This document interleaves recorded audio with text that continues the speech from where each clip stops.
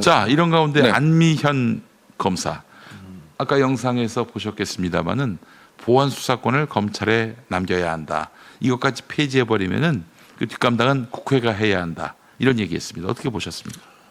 근데 그분이 옛날에 그래도 좀 바른 일 많이 하지 않았습니까? 아니요. 아니에요? 네, 그런 분은 아니고요. 그 춘천지검에인가 있었을 때 그 권성동 수사하지 않았어요? 제가 잘못 기억하고 있는데. 네, 뭐 그거 한번 검색을 해보시죠. 근데 예. 하여튼 그런 얘기를 많이 하는 검찰 내부에서도 많이 하고 뭐 그래서 유명한 강원랜드 사람인데. 수사 외압 사건을 이제 폭로를 한 검사인데, 네.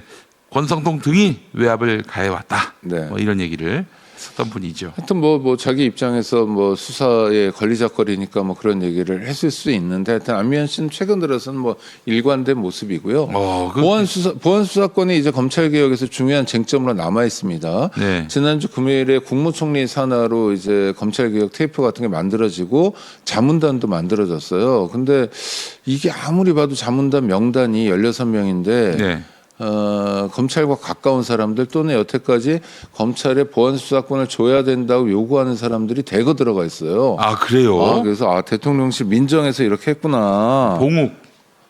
작품이구나 뭐 이런 생각도 들고 그다음에 그 자문단 출범하는데 대통령 민정수석이 왔다고 그러더라고요. 그래서 왜 왔지? 국무총리실에서 하는 건데 하여튼 뭐 그런 생각도 드는데 그래서 호시탐탐 기회를 노리면서 마지막으로 검찰청은 쪼갤 수밖에 없지만 공소청에 보안수사권만 주면 모든 게 해결된다 한 방에 라고 검사들이 생각하는 겁니다. 왜냐하면 보안수사권이라는 5글자의 권한이 요술방망이에요. 어떤 사건이든지 간에 자 형사사건의 핵심이 뭐예요?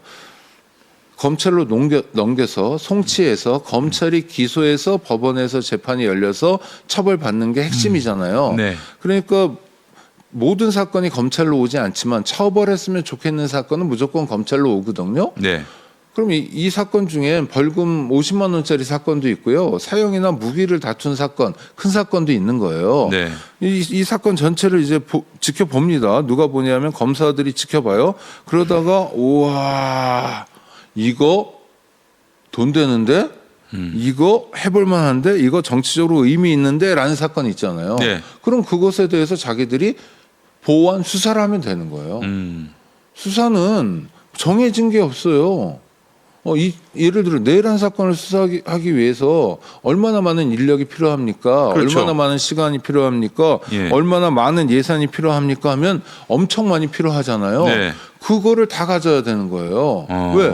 검찰은 보안 수사권 때문에 보안 수사권이란 게 보안이란 관형사가 붙었지만 수사권이거든요. 그렇죠. 다시 수사할 수 있어요. 기존의 수사권이니까 이걸 하기 위해서는 네. 5,000명, 7,000명, 8,000명이 있어야 되고 예. 검사들도 한 2,000명쯤 있어야 되는 거예요. 그러다가 다시 옛날 검찰로 돌아가는 아니 옛날 거지. 검찰인 거예요. 이미. 옛날 검찰로. 네. 하나도 달라지지 않아요. 위상이. 그렇지. 떵떵거리고 예. 나는 새도 떨어뜨릴 수 있고 예. 자기네 마음대로 정권도 바꿀 수 있고 정권을 만들기도 하고 유력 정치인을 이재명 대통령에게 했듯이 난도질해서 죽여버릴 수도 있고 다 할 수 있는 거예요. 아무것도 아닌 사건 이를테면 뭐 지역의 언론사 사장이고 조금 큰 건설회사를 운영하시는 분 자제분들 있잖아요. 네. 이런 분들의 아무것도 아닌 주먹질 사건, 아무것도 아닌 음주 사건 이런 것까지 검찰이 살뜰하게 개입할 수 있죠.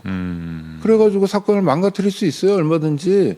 그런 사례 저 수두룩하게 알고 있어요. 네. 그게 일상적으로 검사들이 하는 일이에요. 네. 그게 검사들이 봐줄 수 있는 협조예요. 그 협조의 결과 사랑하는 아들을 감옥에 보내지 않아도 된다. 그러면 그 건설회사 회장님이 쓸 수 있는 돈은 얼마일까요? 꽤 커지는 거죠. 야, 진짜 너무 짜증나는데요, 진짜. 네. 근데 그거를 두둔하고 자빠졌어. 물론 이제 어떻게 자기 일이죠. 자기 매출이 떨어지냐 안 그러냐. 예. 참. 뭐 그래도 일각에서는 또 진보적인 변호사들 중에도 보안 수사권은 필요한 거 아니냐? 검찰 전체를 다 악으로 돌렸어야 되겠는가? 아니요, 뭐 그런 저는 얘기하는 사람도 정말 있고. 아닙니까? 뭐 같이 토론도 하고 싶은데 예. 정말 그러니까 진보가 뭔지 묻고 싶어요. 그러니까 예를 들어서 예전에 민변에서 활동한 적이 있었다. 네. 또는 예전에 참여연대에서 활동한 적이 있었다. 그게 진보의 근거냐라고 묻고 싶은 거고. 그런 사람 참여연대 중에는 민변에서 활동했던 사람 중에 가로 세로의 우리 강 변호사. 강영석. 그 친구가 저 진짜 참여연대 정말 열심히 했어요. 아, 그래요? 그럼요. 그게 무슨 보직도 맞고요. 네. 저도 처음 인사했던 강용석이가 이제 저 윤석열하고 동기인데 예. 사업 연수 나이 차이 많이 나지만 예. 처음 인사 나눴던 게 참여연대에선가 무슨 뭐 기자회견 끝나고인가 그런 기억이 나거든요. 왜 그 사람은 그렇게 됐을까? 아니 그러니까 그건 원래 그런 자연스러워요. 그러니까 욕망이 뭔가를 추구하잖아요. 예. 그런데 김대중 정권, 노무현 정권 때 같은 때 보면 예. 이제 민주파가 그냥 앞으로 천년 만년 가는 것 같은 분위기잖아요. 정권 재창출을 했고 그다음 김대중 대통령이 어땠냐면 정말 패러다임을 바꿨잖아요. 그렇죠. 50년 만에 정권 교체가 돼가지고 예. 이회창이라는 대법관 2번 지낸 유력 후보를 냈는데도 계속 떨어졌습니다. 연속적으로 IMF 극복했어요. 민주주의와 인권을 정착시켰어요. 그때 NGO는 잘 나갔거든요. 잘 나갔어요. 여론의 주목도 받고. 그러니까 내가 출세하려면 내가 판사나 검사가 되지 않은 변호사로서 출세하려면 참여연대 같은 데 가 있어야 돼. 네. 라는 생각이 들었던 거죠. 그래서 주목도 받고 언론에도 자주 노출되고 그런데 계속 보니까 이게 아니구나. 여기가 이게 이 돈도 안 생기는 거고 이런 거구나. 네. 주목 좀 받는다고 능사가 아니구나. 라는 생각을 했겠죠. 네. 알겠습니다. 하여튼 보안 수사권도 안 된다. 절대 안 돼. 보안 수사권이 핵심이다. 들어오면 이거는 검찰이 복원되는 것이다. 네. 예. 보안 수사권 요구가 검찰 개혁을 파행으로 만들기 위한 가장 핵심적인 관건이고 고리다. 네. 그래서 보안 수사권 어떤 경우에도 안 되고 만약 그 공소청에 비슷한 권한을 준다면 예. 보안 수사 요구권을 줄 수 있다. 요구권. 예. 그건 뭐냐면 경찰이 그러니까 이거 수사 다시 보안 수사해 달라라고 얘기는 하되 수사는 자기들이 하지 않는. 네네네. 예. 그러니까 용산경찰서 수사가 이상해요. 뇌물을 받아먹은 것 같아요. 예. 가해자 피해자가 바뀐 것 같아요. 예. 그럼 용산경찰서에 하면 효과가 없을 테니까 예. 서울지방경찰청에 보안 수사를 요구하는 거예요. 그럼 서울지방경찰청에서 들여다봐가지고 잘못된 게 있는지 없는지를 찾아내는 거죠. 근데 이 과정이 뭐냐면 일종의 여론의 주목을 받는 거예요. 언론에 그렇지. 나오는 거예요. 그렇지. 공소청에서는 용산서에 이 사건에 대해서 가해자와 피해자가 바뀐 것 같아. 네. 예? 또는 뭐 중대한 범죄 사실이 누락된 것 같다는 이유로 공소청에서 보안 수사를 요구했습니다. 네. 그럼 서울지방경찰청은 어때요? 그걸 제대로 밝혀내지 않으면 이 자식들이 같은 놈들끼리 해먹는구나.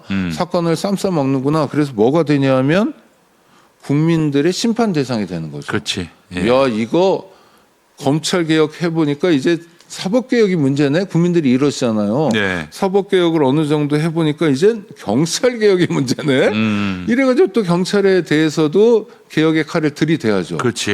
예. 근데 칼 맞고 싶지는 않겠죠. 네. 잘하겠죠. 뭐 이런 게 이제 민주주의 원리라는 거죠. 예. 견제와 균형. 네. 예, 그렇습니다. 보안 수사 서로. 요구권은 준다. 그러나 보안 수사권은 절대 못 준다. 주면 도로 검찰청. 그럼 도로검찰청이에요. 예. 알겠습니다.